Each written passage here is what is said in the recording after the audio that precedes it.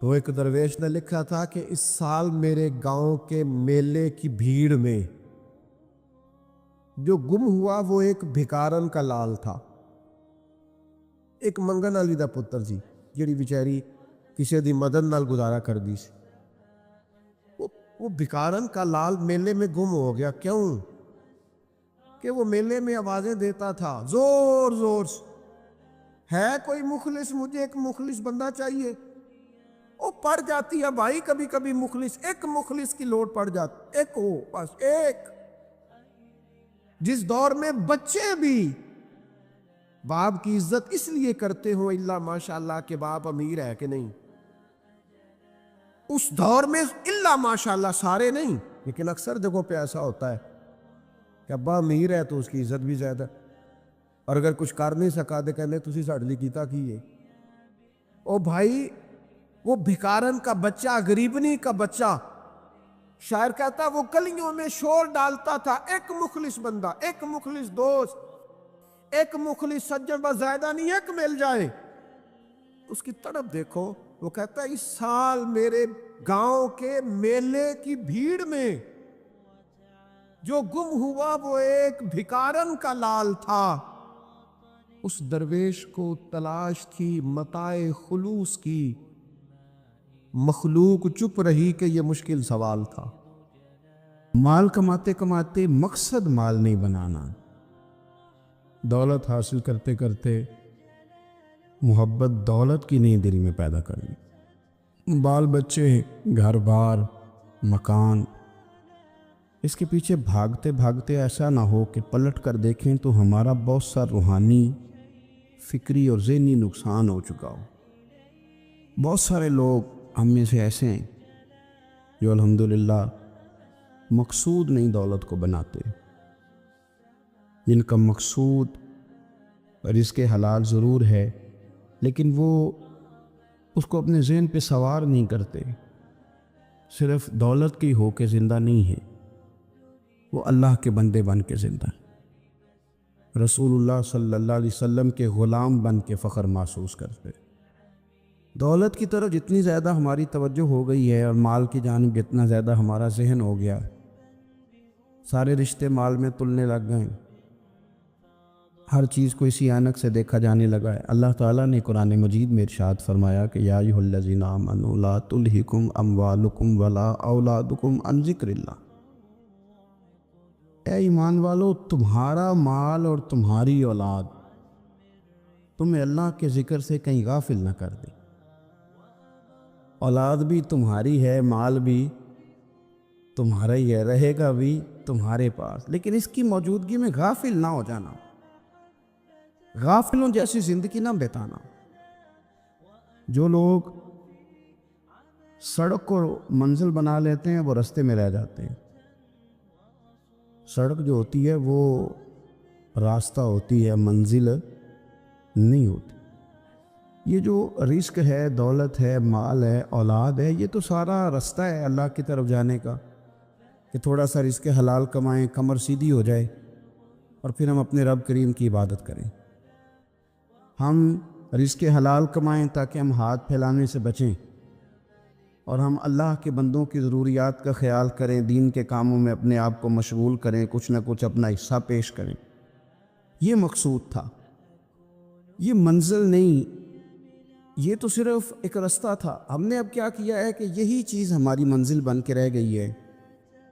رات پیسے گننا، سویرے اٹھ کے پھر گننا شروع کر دینا، پیسوں میں رشتوں کو تولنا، پیسے کے ساتھ ہی اپنے آپ کو ہر وقت لگائے رکھنا، الجھ کے رہ گئے ہیں لوگ، الجھ کے، اور پھر کوئی بندہ جیت نہیں رہا۔ ہمارے دادا بھی یہی کہتے تھے کہ کچھ پیسے کمانے ہیں تاکہ بچے پال لوں، یہ کہتے کرتے چلے گئے۔ ہمارے ابا بھی یہی کہتے تھے، پھر اس کے بعد ہم نے بھی یہی بولی بولنی شروع کر دی ہے، تو جیتا تو کوئی بھی نہیں، جیتا تو کوئی بھی نہیں۔ مال کو ضرور حاصل کریں۔ حضرت بہاءالحق نقشبند بخاری رحمۃ اللہ علیہ فرماتے ہیں، میں نے مینا کے میدان میں ایک نوجوان دیکھا جو لاکھوں کا کاروبار کر رہا تھا، لاکھوں کا، دیناروں کا کاروبار کرتا تھا، سونے چاندی ہیرے جواہرات کا کام کرتا تھا، لیکن فرماتے میں نے اس کے دل پہ نظر ڈالی، لاکھوں کا کام کرتا تھا، پر اس کا دل ایک منٹ کے لیے بھی اپنے رب کی یاد سے غافل نہیں تھا۔ ہر وقت اس کا دل اپنے مالک کی یاد میں مصروف تھا، ہر وقت۔ ارشاد فرماتے ہیں کہ میرا شروع میں اس کے بارے میں گمان یہ تھا کہ دیکھو یہ شخص کیا کر رہا ہے، پیسہ کما رہا ہے، دولت کے چکر میں پڑا ہوا ہے۔ فرماتے ہیں کہ پھر میں نے ایک اور منظر دیکھا، ایک اور رنگ میں نے دیکھا کہ وہ کما رہا تھا، اور پھر اختتام حج پہ میں نے دیکھا کہ جو کمایا تھا سارا اللہ کے بندوں پہ خرچ کر رہا تھا۔ آپ اور میں، ہم نے دیکھنا صرف یہ ہے کہ کہیں ایسا تو نہیں ہے کہ دولت میں الجھ گئے۔ بہت سارے لوگوں نے یہ کہا تھا، ہم سنتے تھے جب کوئی آدمی جانے لگتا تھا نا پردیش پیسہ کمانے کے لیے، تو وہ کہا کرتا تھا کہ میں ملک سے باہر جا رہا ہوں، 2 4 5 سال لگا کے آؤں گا، واپس آ کے پھر یہاں میں نے کوئی کام کرنا ہے، تھوڑے سے پیسے کماؤں تاکہ یہاں نہ پھر میرا سلسلہ کوئی بن جائے۔ وہ 3 سال لگانے گئے تھے، پر 30 گزر گئے ہیں، لوٹ کے واپس کوئی نہیں آئے۔ وہ 4 سال کا کہہ کے گئے تھے، پر سال 40 ہو گئے، لوٹے نہیں۔ کیوں نہیں لوٹے؟ اس لیے کہ پہلے مفاد چھوٹا تھا، خیال یہ تھا کہ تھوڑے سے پیسے آ جائیں گے، بچوں کا خرچہ چلنے لگ جائے، فیسیں پوری ہونے لگ جائیں، اور مجھے کسی سے مانگنا نہ پڑے، تو بس پھر میں کامیاب ہوں۔ یہ طے کیا تھا۔ اس کے فوراً بعد پھر جب باہر گئے تو خیال آیا کہ نہیں، صرف پنکھے کا نہیں، اے سی کا بل بھی دینا پڑے گا۔ پھر تھوڑا اور آگے بڑھے تو خیال آیا کہ چھوٹی گاڑی پہ گزارا نہیں ہوتا، بڑی گاڑی نہ لے لیں۔ پھر خیال آیا کہ بڑی گاڑی لی ہے تو یہ تو اندر کھڑی نہیں ہوتی، سامنے والا پلاٹ مل جائے تو ذرا گراج اچھا بن جائے گا۔ پھر الجھ گئے دوستو۔ پھر نہ مالک حقیقی کی جانب وہ نظر جو ہماری ہونی چاہیے تھی نہ رہی۔ ذوق سے نماز پڑھتے تھے، پھر ہماری نمازیں مختصر ہو گئی۔ ہم سویرے اٹھ کے ذوق سے قرآن پاک پڑھتے تھے، پھر وہ وقت بھی ہمارا دفتر کی تیاری میں لگ گیا۔ رات درود شریف پڑھتے تھے، لیکن وہ بھی سارا ہمارا حساب کتاب میں وقت گزر گیا۔ ہم نے یہ سمجھا ہی نہیں کہ دولت کارخانہ نہیں دیتا، دولت سیٹھ صاحب نہیں دیتے، دولت آپ کو آپ کی فیکٹری نہیں دیتی، دینے والے تو رب کریم کی ذات ہے۔ تو جہاں سے آنا تھا وہاں توجہ دینی چاہیے تھی کہ جہاں صرف ایک سبب تھا، ذریعہ تھا۔ حضرت اویس کرنی رضی اللہ تعالیٰ عنہ، ہمارے صوفیاء میں ایک لفظ بولا جاتا ہے فقر بوذر، یعنی کچھ لوگ ایسے ہیں جو سیدنا ابو ذر غفاری رضی اللہ تعالیٰ عنہ کے طریقے پہ چلتے ہیں۔ ایک لفظ بولا جاتا ہے فقر بوذر، کچھ لوگ فقر بوذر کے قائل تھے، اسی مزاج کے قائل تھے حضرت سیدنا اویس کرنی رضی اللہ تعالیٰ۔ ان کے ذہن میں ایک بات بیٹھ گئی تھی کہ یار دینے والا اللہ ہے، دینے والا عزت بھی اللہ دے گا، رزق بھی اللہ دے گا۔ بلکہ امام غزالی رحمۃ اللہ علیہ نے تو حدیث لکھی ہے، آپ فرماتے ہیں کہ نبی پاک صلی اللہ علیہ وسلم نے فرمایا جس نے بندوں سے عزت تلاش کی رب اسے رسوا کر دے گا۔ جو سیاست کر کے عزت حاصل کرنا چاہتا ہے، جو اس طرح کا ماحول بناتا ہے کہ میں کوئی ایسے کام کروں کہ لوگ میری واہ واہ کریں، لوگوں سے عزت کا حصول کرنے والے کو رسوا کر دیا جاتا ہے۔ عزت در اصل وہی ہے جو رب کریم عطا فرماتا ہے۔ میرے عزیز دوستو، آپ اپنی توجہ، دل کی توجہ، روح کی توجہ اپنے مالک کی جانب جب کر لیتے ہیں، غفلت کا پردہ اتار دیتے اور ہر وقت غلبہ رکھنا پیسوں کا، ہر وقت اسی میں سوچنا، اسی میں محو ہو جانا، پھر آپ کا ذہنی نقصان ہوتا ہے۔ پھر آپ کی روح جو ہوتی ہے وہ بے چین رہنے لگتی ہے۔ پھر ایسے بھی غریب دیکھے جن کے پاس پیسے ہیں، پیسوں کے علاوہ کوئی شے بھی نہیں۔ پھر ایسے بھی تنگ دست دیکھے کہ جن کے پاس جائیدادیں بڑی ہیں، پر ان کے پاس رات کو سکون سے سونے کے لیے وقت کوئی نہیں۔ عزیز بھائی، حضرت اویس کرنی رضی اللہ تعالیٰ عنہ کی ملاقات ہو گئی حضرت حرم بن حیان کے ساتھ، یہ بھی تابعی ہیں۔ تو حضرت حرم بن حیان رحمۃ اللہ علیہ کہتے ہیں یہ نا ہم تو خیر بڑی ساری باتیں سنتے ہیں تو نصیحت نہیں نہ حاصل کرتے، ویسے بھی یہ دور تقریریں کرنے، تقریریں سننے کا ہے۔ جو عمل کرنے والے لوگ تھے ان کا کیا طریقہ تھا کہ وہ ایک دو جملہ کافی تھا، علم و بس کریں و یار، وہ ایک کوئی حرف تیری درکار، جملہ ایک بھی تیرے لیے کافی ہے، لیکن شرط یہ ہے کہ تو عمل کا ارادہ رکھتا ہو، تیرا خیال ہو کہ عمل کرنا۔ وہ لوگ نا مختصر سی باتیں کرتے، مختصر سی نصیحتیں کرتے، لیکن وہ عکس جلدی کرتے، اس میں سے اپنے لیے خیر جلدی تلاش کرتے۔ حضرت حرم بن حیان کی ملاقات ہوئی حضرت اویس کرنی رضی اللہ تعالیٰ عنہ کے ساتھ، تو حضرت حرم بن حیان کہتے ہیں میں نے عرض کی حضور میں کسی ملک میں جا کے رہنا چاہتا ہوں، کہیں سکونت اختیار کرنا چاہتا ہوں، یہاں سے ہجرت کرنا چاہتا ہوں، تو مجھے کوئی آپ مشورہ دیں میں کہاں جاؤں؟ تو فرماتے ہیں کہ میں نے جب یہ سوال کیا تو حضرت اویس کرنی نے مجھے اشارہ دیا، فرمانے لگے ملک شام چلا جاؤ۔ کہتے میں نے اگلا سوال کیا حضور وہاں جا کے کاروبار کیا کروں گا، رہوں گا کیسے، کھاؤں گا کہاں سے؟ تو فرماتے ہیں حضرت اویس کرنی نے رومال اٹھایا، کندھے پہ رکھا اور چلنے لگے۔ میں نے کہا حضور آپ نے سوال کا جواب ہی نہیں دیا۔ تو فرمانے لگے جس دل کو ابھی تک یہی یقین نہیں آیا کہ روزی کون دیتا ہے، اسے میں نصیحت کیا کروں؟ میں تجھے نصیحت کروں جیسے آج تک یہی نہیں پتا کہ روزی کون دیتا ہے؟ تو ابھی تک اپنے دل کو پکا ہی نہیں کر پایا کہ روزی رب دیتا ہے؟ او خدا کے بندے کیا نصیحت کروں تجھے؟ تو ابھی تک یہاں اڑا ہوا ہے۔ تیرا جو توکل ہے وہ مضبوط ہونا چاہیے، تیرا بھروسہ اپنے رب کی ذات۔ تو غافل ہو گیا اللہ سے، تو نے اسباب پر بھروسہ سارا کرنا شروع کر دیا۔ اسباب اختیار کیے جاتے ہیں، بھروسہ رب کریم پہ کیا جاتا ہے۔ ہماری جو غفلت ہے نا وہ بھلا کیوں ہوئی ہے؟ وہ اس لیے ہوئی ہے کہ پیسے کسی کو بھی برے نہیں لگتے، پتہ نہیں ان میں کیا کشش ہے۔ یہ نہ آپ کسی جگہ بھی ان کا نام لے لیتے ہیں، یہ کسی جگہ بھی آ جاتے ہیں تو یہ برے لگتے ہی نہیں۔ یہ جناب بڑی بڑی فقیری کا دعویٰ کرنے والے اور لوگوں کو طریقت اور تصوف کا درس دینے والے، ان کو بھی یہ اچھے لگتے ہیں۔ یہ تو جناب جو لوگوں کو کہہ رہے ہیں فقیر ہو جاؤ فقیر ہو جاؤ، وہ خود امیر ہوتے جا رہے ہیں۔ یہ پتہ نہیں ان میں کیا ہے ایسا خاص۔ ہمارے ایک استاد تھے تو مزاج میں بڑی ظرافت تھی، حالانکہ بڑے اللہ والے بندے تھے، تو بات بڑی وہ دل لگی کیا کرتے تھے۔ تو ایک دن ہم نے پوچھا استاد جی خوشبو کون سی اچھی لگتی ہے؟ کہنے لگے بیٹا جو پیسوں میں سے آتی ہے وہ مجھے بڑی اچھی لگتی، اس لیے کہ ملتے کم ہیں۔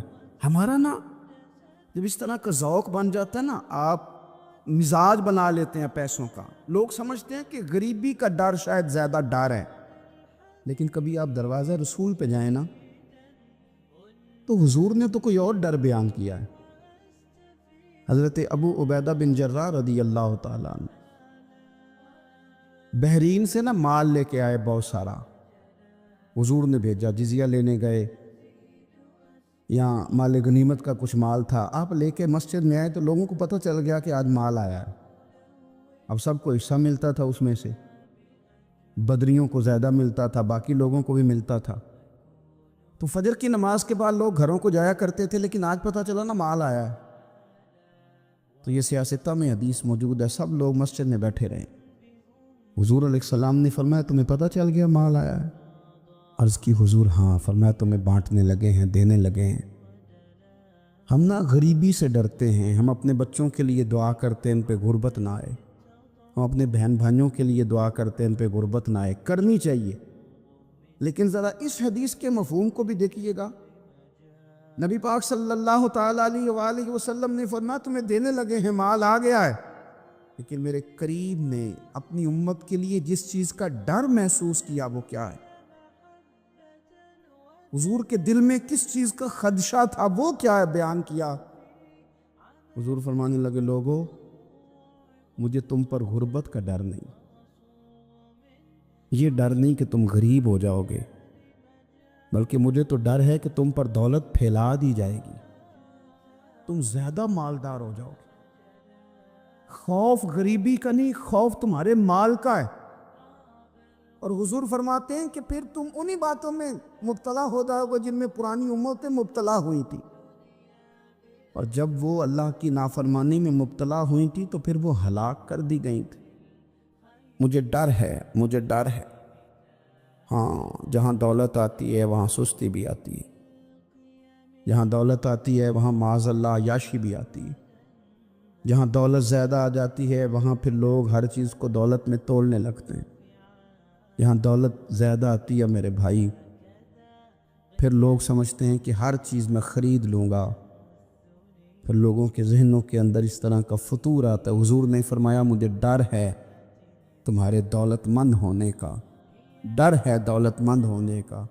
یارو اپنے پیسوں سے ڈرا کرو، اپنی جائیدادوں سے ڈرا کرو، اپنے مال سے ڈرا کرو۔ وہ ہم نے جو بڑے بڑے محلات تعمیر کرنے شروع کیے ان سے ڈرا کرو، اس لیے کہ حضور نے فرمایا مجھے ڈر ہے۔ حضرت ابو بکر صدیق رضی اللہ تعالیٰ عنہ تشریف فرما تھے۔ ہمارے بچے بہت زیادہ آسانی مانگتے ہیں۔ اقبال نے کہا لہو مجھ کو رلاتی ہے جوانوں کی تن آسانی۔ جب میں جوانوں کا مزاج دیکھتا ہوں کہ اتنے آرام پسند ہو گئے ہیں تو پھر میری آنکھوں سے لہو بہتا ہے۔ لہو مجھ کو رلاتی ہے جوانوں کی تن آسانی۔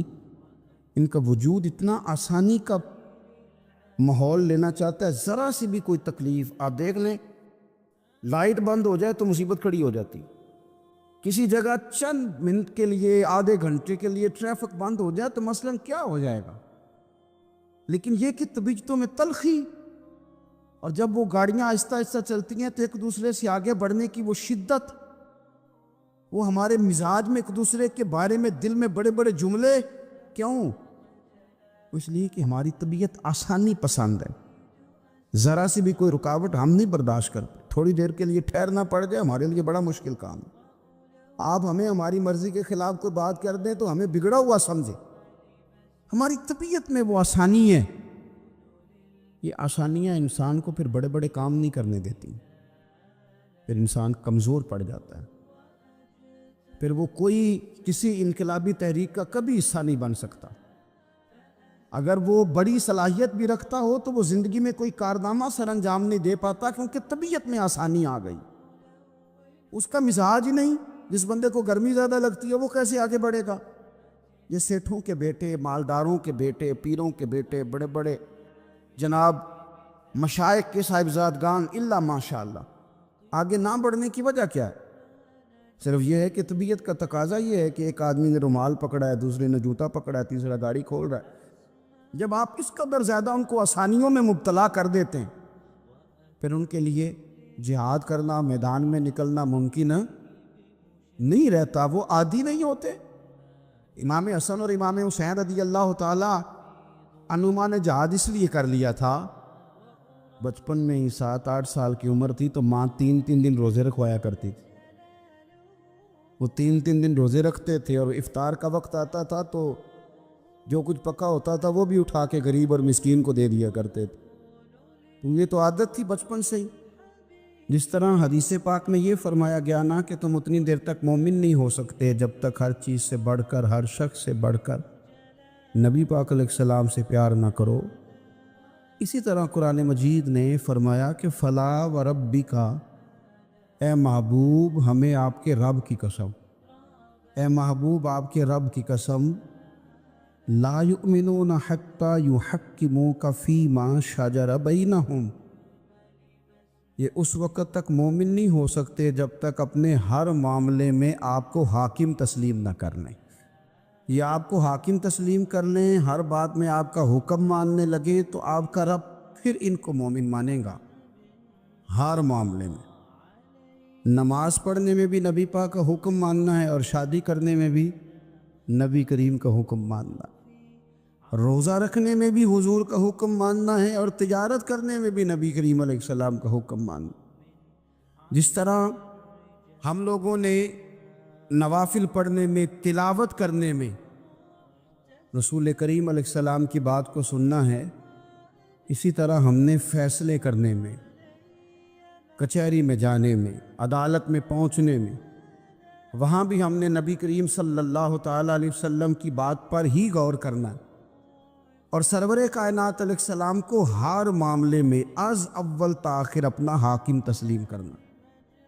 جب ہم اس مفہوم کو سادہ لفظوں میں لیتے ہیں کہ ہر معاملے میں حضور سید عالم صلی اللہ علیہ وسلم کا قول فیصل ہوگا، تو پھر ہم کہتے ہیں کہ دنیا میں جب نظام مصطفیٰ نافذ ہو، پھر حضور کا قول فیصل ہے، یعنی جس طرح حضور کی بات مسجد کے ممبر سے مانی جا رہی ہے، اسی طرح پارلیمنٹ میں بھی اسی طرح حضور کی بات کو تسلیم کیا ہے۔ جس طرح نبی پاک علیہ الصلوۃ والسلام کی بات کا نفاذ ہم نماز روزے کے معاملے میں غور سے سنتے ہیں، مسئلہ پوچھتے ہیں، باریک ہو کے چلتے ہیں، اسی طرح جب جج فیصلہ کرے تو پھر بھی اس نے رسول اللہ صلی اللہ علیہ وسلم کے دین کو ہی دیکھنا ہے۔ نظام مصطفیٰ صلی اللہ علیہ وسلم جب نافذ ہوگا، دنیا میں حضور کا قانون جب نافذ ہوگا تو پھر ٹھنڈی ہوا چلے گی۔ مسلمانوں کا یہ مسئلہ ہے کہ یہ نبی پاک سے پیار تو کرتے ہیں اور الحمدللہ بڑا کرتے ہیں، لیکن یہ پیار کو جہتوں اور سمتوں میں قید کرتے ہیں۔ یعنی مسجد میں آ کے درود شریف پڑھتے وقت اگر حضور کے غلام ہوتے ہیں تو فیصلہ کرتے وقت اور اپنے حق میں فیصلہ سنتے وقت اس وقت بھی ہمیں نبی پاک کا غلام ہونا چاہیے۔ ہمیں ووٹ لیتے وقت بھی حضور کے غلام اور ووٹ دیتے وقت بھی نبی پاک صلی اللہ علیہ وسلم کے غلام۔ جب تک نظام نافذ نہیں ہوتا، نظام، یورپ کو آپ کی نماز سے تکلیف ہی کوئی نہیں تو نماز پڑھنے کے لیے مسجدیں بنانے کی اجازت دیتے ہیں، قرآن پاک جتنا مرضی آپ وہاں پڑھیں وہ اجازت دیتے ہیں، آپ زکاتیں دیں جتنی مرضی، وہاں سے لوگ چندے اکٹھے کر کے یہاں نہیں لے آتے، کریں جو مرضی۔ ان کو آپ کی نہ نماز سے پریشانی ہے، نہ مسئلہ زکوٰۃ سے پریشانی ہے، نہ صوم و صلات سے مسئلہ ہے۔ ان کو تو مسئلہ یہ ہے کہ کچہری میں کہیں نبی پاک کا دین نہ آ جائے، ان کو تو مسئلہ یہ ہے کہ کہیں پارلیمنٹ میں حضور کا دین نہ آ جائے۔ دو قومی نظریے کیا ہیں اور نظریہ پاکستان کیا ہے جس کی بنیاد پر پاکستان بنا؟ بڑے ٹھنڈے دل سے میری بات کو سمجھیے گا۔ پاکستان اگر اچھی سڑکوں کے لیے، ترقی کرنے کے لیے بنا تھا تو یہ ترقی ہندوستان میں رہ کے بھی ہو سکتی تھی۔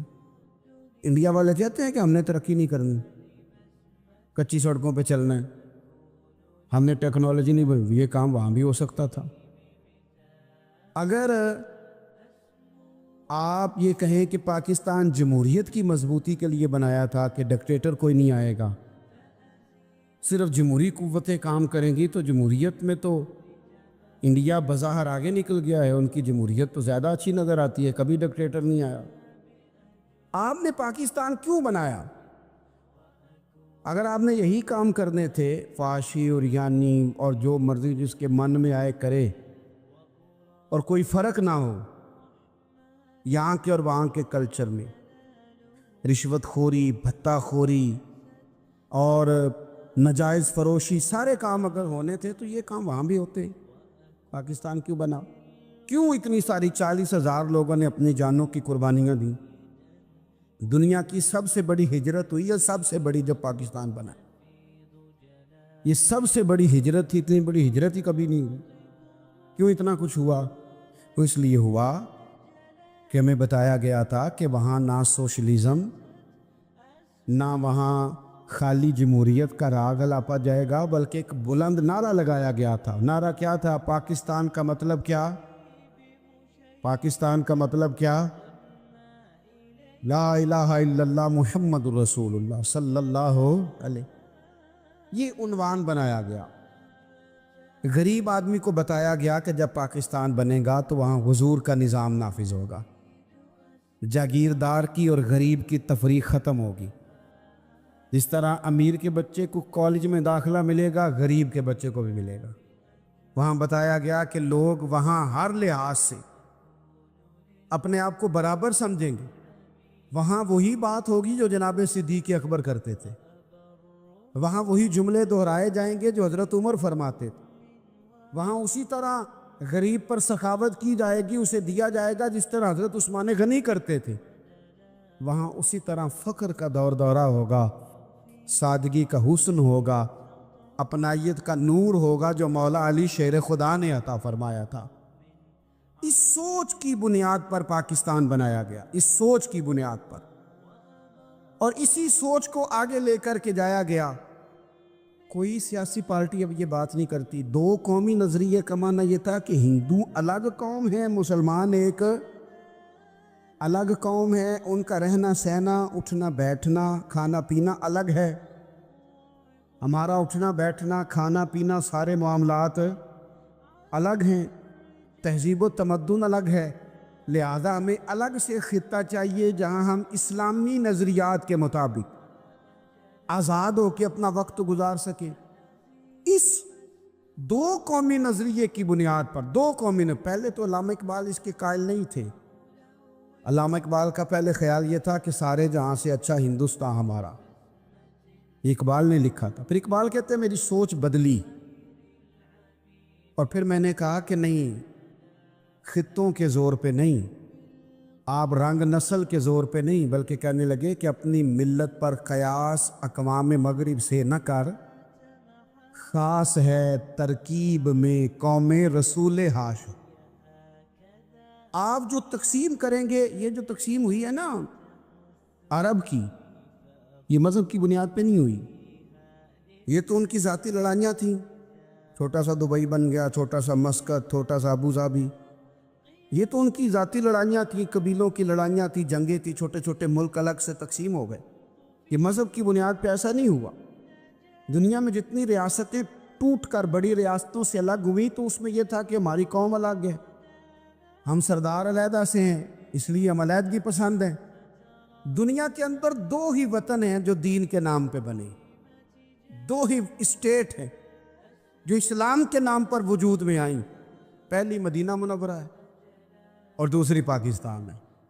خالص مذہب کے نام پر یہ دو ریاستیں وجود میں ہیں، ایک مدینہ طیبہ اور دوسرا پاکستان۔ پاکستان کا مطلب کیا؟ لا الہ الا اللہ محمد رسول اللہ صلی اللہ علیہ وسلم۔ اس بنیاد پر اس وطن کو، خطے کو حاصل کیا گیا، یہی نعرہ لگایا گیا، یہی نعرہ محمد علی جناح لگاتے تھے، یہی ڈاکٹر اقبال لگاتے تھے، یہی نعرہ چودھری رحمت علی لگاتے تھے، یہی وہ نعرہ تھا جس نعرے کو تحریک پاکستان کے قائدین نے آگے پہنچایا۔ اس زمانے میں جو رائٹر لکھتے تھے ان کی تحریریں آپ آج بھی نکال کے دیکھ لیں، وہ کہا کرتے تھے کہ پاکستان قائم ہوگا تو امیر غریب کی تفریق ختم ہوگی، پاکستان میں وہی نظام آئے گا جو نظام رسول پاک صلی اللہ علیہ وسلم لے کے آئے، قرآن کو نافذ کر دیا جائے گا۔ یہ اس زمانے کے لوگ لکھا کرتے تھے، بیان کرتے تھے، اسی کا ابلاغ ہوتا۔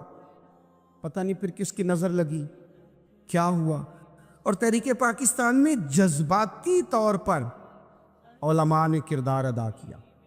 علماء نے حضرت مولانا عبدالحامد بدایونی، حضرت مولانا سید نعیم الدین صاحب مراد آبادی، حضرت مولانا عبدالعلیم صاحب میرٹھی، اور ایک بڑا نام امیر ملت حضرت پیر سید جماعت علی شاہ صاحب محدث علی پوری، 100 سال سے زیادہ عمر کے بابا جی تحریک پاکستان کے لیے جلسے ہو رہے ہیں۔ بابا جی سے اٹھا نہیں جاتا، تو جس طرح 4 لوگ چارپائی پہ جنازہ اٹھاتے، اس طرح 4 لوگوں نے چارپائی پہ بابا جی کو اٹھایا ہوا ہے، امیر ملت سید زادے، اور چارپائی ان کی اٹھا کے جلسوں میں لے جائی جاتی ہے، اور وہ تقریریں کرتے ہیں اور کہتے ہیں سنو بھائی، جو مسلم لیگ کو ووٹ نہیں دے گا پھر ہم اس کا جنازہ بھی نہیں پڑھائیں گے، جو ووٹ نہیں دے گا ہم دفن بھی نہیں ہونے دیں گے اپنے قبرستانوں میں، جو ووٹ نہیں دے گا ہمارا مرید ہی نہیں۔ اتنے جذبات میں لا کے 40,000 لوگوں نے قربانیاں دی۔ ایک نظریہ تھا کہ ہندو الگ قوم ہے، مسلمان ایک، اور پھر پاکستان بنایا۔ آج کیا دھما چوکڑی ہے، کیا ذاتوں پاتوں کی بنیاد پر؟ یہ تو ہندوؤں کا طریقہ تھا کہ وہ ذاتیں پاتیں گنتے تھے کہ یہ برہمن ہے، یہ شوتری ہے، یہ کھتری ہے، یہ فلانا ہے، یہ ہمارے گھر نہیں آ سکتا، یہ نیچ ہے۔ اور اگر آج اس ملک میں بھی الیکشن ذات کی بنیاد پہ لڑا جائے، اور یہاں بھی صرف اس لیے سپورٹ کیا جائے کہ یہ میری برادری کا ہے، صرف اس لیے سپورٹ کیا جائے کہ میرا قبیلہ ہے، پہلے دیکھا جائے کہ یہاں کون سی برادری مضبوط ہے تو اس کینڈیڈیٹ کو ٹکٹ دیا جائے، تو پھر کیا آپ نے وطن بنا کے کیا کمال کیا؟ تو اس کا ایک نظریہ ہے۔ کیا نظریہ ہے؟ کہ مسلمانوں کا رہنا، اٹھنا، بیٹھنا، کھانا پینا الگ ہے۔ دیکھو ایک سادی سی بات ہے، یہ آپ نے داڑھی رکھنی ہے، مونچھیں رکھنی ہے، تو اس پر بھی نبی پاک صلی اللہ علیہ وسلم نے کہا کہ الگ سے تمہاری شناخت ہونی چاہیے، الگ سے۔ فرمایا تم نے یہودی چونکہ مونچھیں بڑی رکھتے تھے، فرمایا تم نے داڑیاں بڑی کرنی ہیں، مونچھیں پست رکھنی ہیں، یہودیوں کی مخالفت کرنی ہے۔ یہ لفظ ہیں حدیث میں ساتھ۔ سادی سی بات ہے نا، پگڑی باندھنی ہے، باندھ لے کوئی آدمی۔ ہمارے پنجاب میں لوگ پگڑی بھی کہہ دیتے ہیں، صافہ بھی کہہ دیتے ہیں، کلا بھی کہہ دیتے ہیں، جو جس کے من میں آیا۔ لیکن حضور نے تاکید لگائی، فرمائے خاص ہے یہ بھی، یہ اسلام کا کلچر ہے، کلچر الگ سے ہے۔ فرمایا یہودی بغیر ٹوپی کے سر پہ پگڑی باندھتا ہے، تم نے پہلے ٹوپی پہننی ہے پھر پگڑی باندھنی، یہودی کی مخالفت کرنی۔ یہ الگ کلچر ہے، الگ تہذیب ہے مسلمانوں کی، خاص ہے ترکیب میں قوم رسول ہاشمی۔ آپ کی عدالت میں وہ والا نظام نہیں ہوگا جو امریکہ میں ہے، آپ کی عدالت میں وہ والا نظام نہیں ہوگا جو برطانیہ میں ہے، آپ کے پارلیمنٹ میں وہ نظام نہیں چلے گا جو یورپ کا، برطانیہ کا، فلانے کا فلانے کا ہے۔ آپ کی پارلیمنٹ میں، آپ کی عدلیہ میں وہ نظام چلے گا جو قرآن کا ہے اور رسول اللہ کے فرمان کا ہے۔ یہ نظریہ تھا، نظریہ۔ اب اس نظریے کی لوگ بات ہی نہیں کرتے، عوام بھی نہیں کرتی، بالکل نہیں۔ میں بڑی دیر سے رونا رو رہا ہوں، بہت سارے بڑی بڑی گدیوں کے پیر بھی نہیں کرتے۔ ان کو پتہ ہے کہ اگر نظام مصطفیٰ نافذ ہوتا ہے تو مجھے بھی بتانا پڑے گا کہ 80 مربع کہاں سے آئے، مجھے بھی بتانا پڑے گا کہ یہ جو میں 1.25 کروڑ کی کار میں، گاڑی میں گھومتا ہوں تو یہ کہاں سے آئی، حساب دینا پڑے گا۔ اور پھر جب پاکستان بن گیا، قربانیوں کے بعد بنا، آپ نے ناراض نہیں ہونا، میرا مہاجر فیملی سے تعلق ہے، جو عزیز رشتہ دار قریبی یہاں رہتے تھے نا، مقامی، وہ تو مہاجروں میں رشتہ داری نہیں کرتے تھے۔ صحیح کہہ رہا ہوں؟ کہتے ہیں مہاجر ہے، اچھا جی غیر مسلم ہے، جگہ نہیں دیتے تھے رہنے کو۔ میں کیسے آپ کو بات بتاؤں؟ پھر اس چھوٹی چھوٹی غلطیوں کو لوگوں نے ووٹ بنا کے بڑی بڑی قتل و غارت نہیں کی اس ملک میں۔ اتنا بڑا تکلیف والا منظر تھا۔ میرے دادا جی کی فیملی ساری پاکستان آئی تھی، دادی کی نہیں آئی تھی۔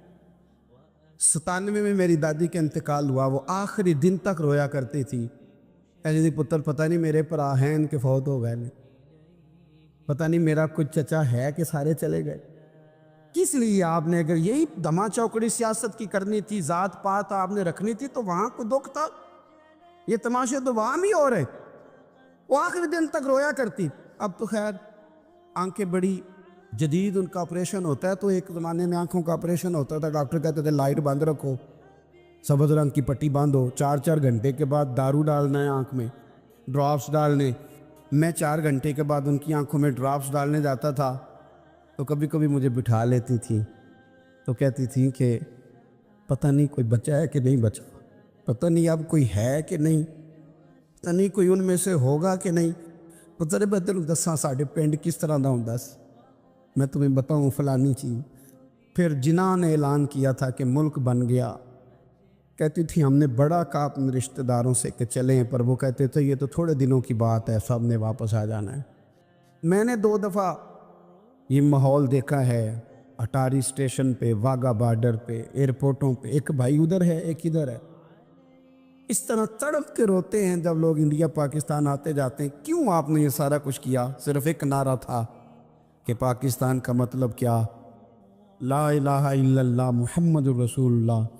صرف ایک نعرہ تھا کہ یہاں ہم حضور کا دین لے کے آئیں گے، وہ دین تم لائے نہیں، انہی نوابوں، وڈیروں، چودھریوں کے ذمے تم نے کام لگا دیا۔ اپنے ملک میں حضور کے نظام کے لیے جد و جہد کریں، یہ بنا ہی نبی پاک کے نظام کے لیے، اس کا کوئی دوسرا حل ہو سکتا؟ کوئی حل